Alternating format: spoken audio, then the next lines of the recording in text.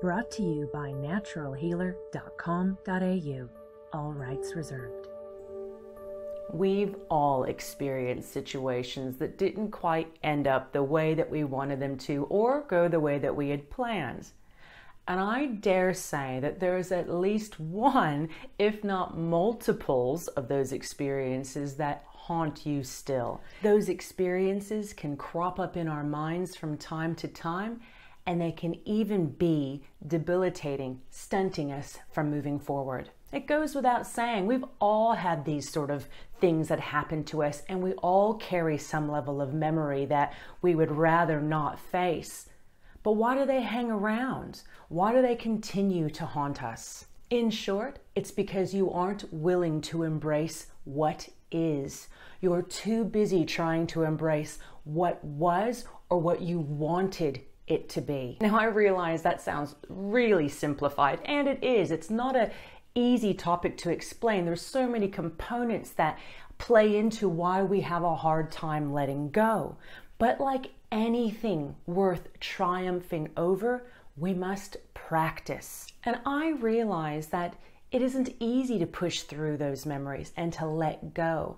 And one must ask, why is it so hard for us to let go of those things that are keeping us from moving forward? Well, I think that there's three primary reasons around it. The first being that there's a familiarity in that memory. So when you call that memory to you, it makes you feel good, even if the end result wasn't what you wanted. So right now isn't what you wanted. Going back into that memory makes you feel better. But the downfall of that is that it makes you not value right now. The second reason why many people find it hard to let go of those haunting memories is because it's sort of a self-inflicted penalty. Say something happened and maybe you're the reason why it didn't end up really good. You replay that memory over and over again, and you abuse yourself for what you didn't do or what you didn't say or what you should have done. In a strange way, it's like you're kind of giving yourself a punishment over and over and over again for something that you can't change. And then the third bit is this sort of ego satisfaction. It's a way of making ourselves right. You know, what we could have said, what we should have done. We replay that memory. We stay in what was because we go, oh, if we had said this, if we had done that, then that person would have known, or I would have come out of it in a better situation, or it would have ended the way I wanted it to. So by replaying those memories, you're either getting some sort of, I feel better in the memory than I do right now, or you feel that there's some level of justice that you get by replaying the memory over and over again and penalizing yourself, or you are getting some sort of ego satisfaction by replaying what you would have done. Or perhaps it's a combination of all of those things, or could be other variables that play into it. But in short, no matter if it's one of those three that I find are most common as to why people don't let go of what was, is they don't serve us. They don't serve us in the now. But irrespective of whether or not you're holding on to memories for one of the three reasons I explained or some other reason, the fact remains is that you are here right now. The memory is not. You can't change what happened, but you can change what is about to.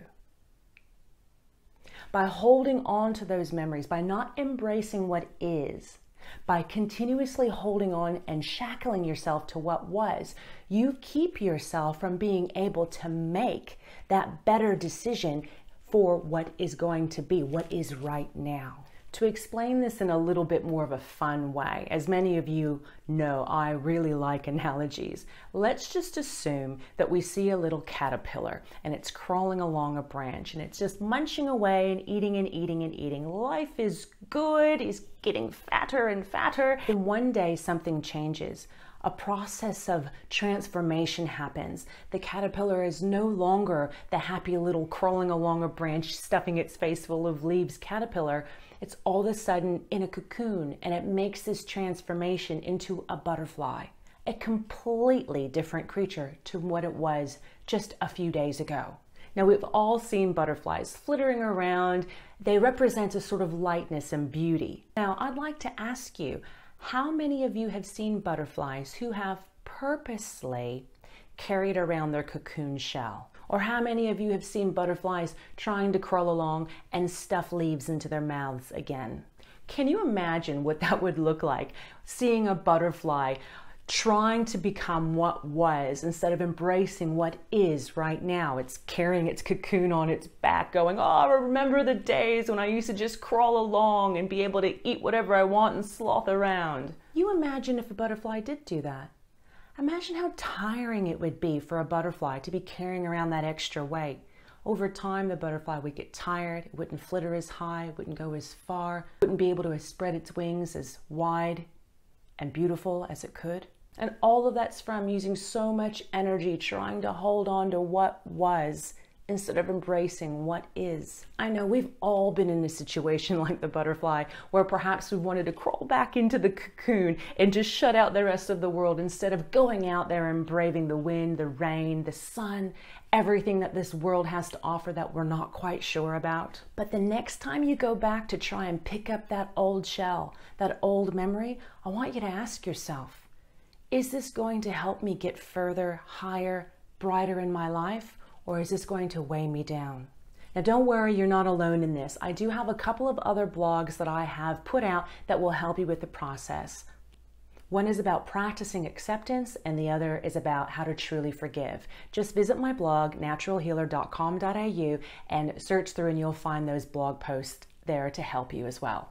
Now, as we enter into the last phase of this year, it's a great time for you to reflect on what are you going to leave behind and what are you willing to embrace in the new year. And I'd like to end with this. Just when the caterpillar thought her life was over, she began to fly. Namaste and big love to you.